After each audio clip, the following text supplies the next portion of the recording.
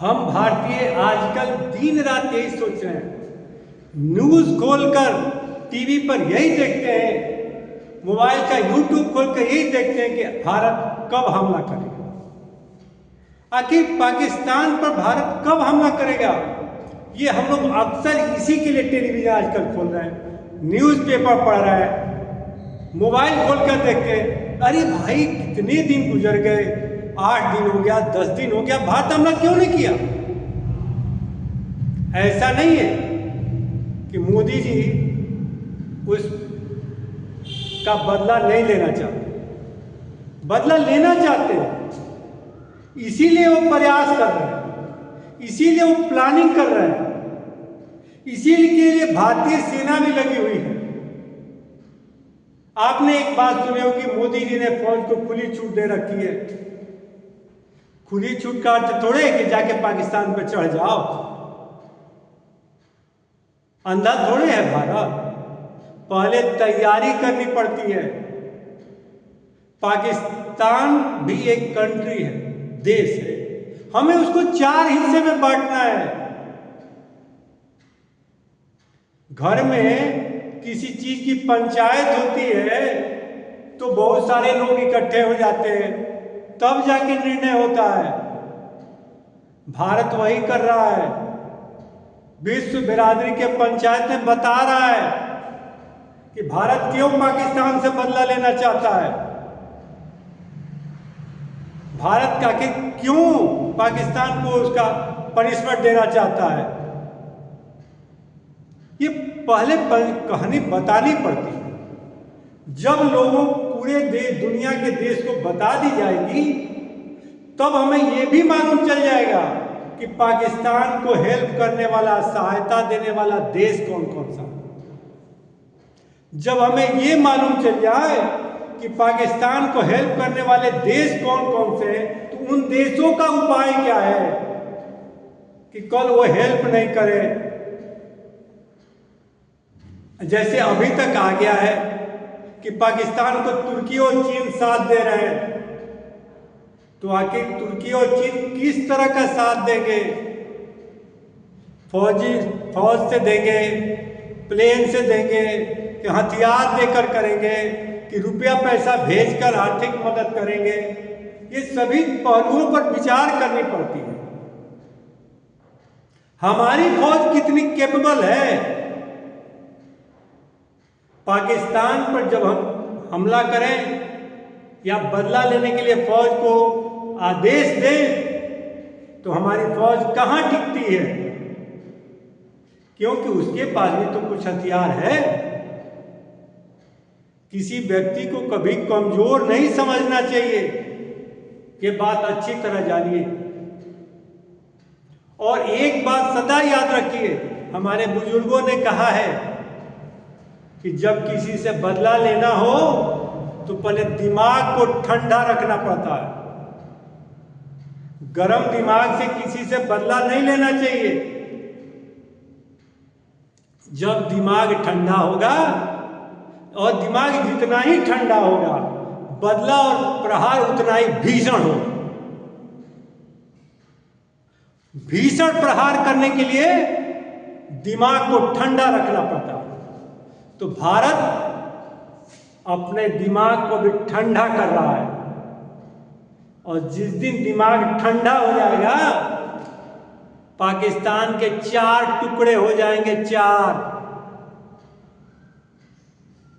ऐसे भी बलूचिस्तान अलग होना चाहता है, सिंध अलग होना चाहता है, पंजाब अलग होना चाहता है। हमें कुछ नहीं करना है, उस पाकिस्तान रूपी बम में केवल जाके एक पलीता लगा देना है, विस्फोट तो वहीं हो जाएगा। और जब विस्फोट होगा, पाकिस्तान अपने आप बढ़ जाएगा। हाँ, आज के दिनों में श्रीमती इंदिरा गांधी की याद जरूर आ रही है हम लोगों को, जिसने बांग्लादेश को पाकिस्तान से अलग कर दिया, जिसके लिए आज भी हम प्राउड फील करते हैं। उसी तरह आने वाले समय में भी हम ये प्राउड फील करेंगे कि मोदी जी ने कुछ किया। जब दिमाग ठंडा होता है ना तो जवाब देने में मजा आता है। मजा तभी आएगा जब दिमाग ठंडा होगा। इसलिए घबराइए मत। भारत तो पाकिस्तान से वह बदला लेगा, उसकी आने वाले नस्लें भी याद रखेंगी कि भारत ने कुछ किया और ऐसा किया कि जीवन भर याद रखेगा पाकिस्तान। बालाकोट याद है ना? सर्जिकल याद है ना? एयर स्ट्राइक याद है ना?